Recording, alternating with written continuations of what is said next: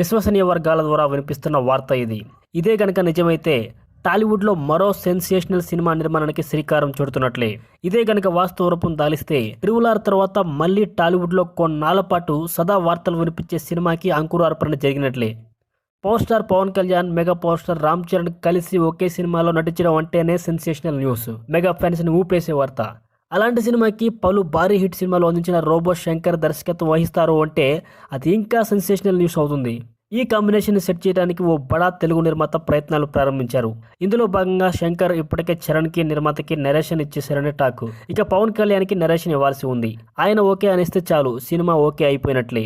అలా ఓకే అంటే పవన్ చేయాల్సిన సినిమాల జాబితాలో మరో సినిమా చేరుతుంది.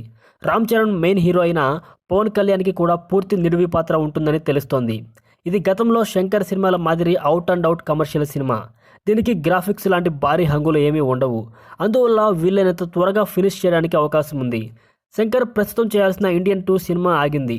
కమల్ హాసన్ రాజకీయాల్లో బిజీగా ఉన్నారు కాబట్టి అది ఎప్పుడు తెరకెక్కుతుందో తెలియదు. ఆలోగా శంకర్ ఈ సినిమాని పూర్తి చేయాలన్నది ప్లాను.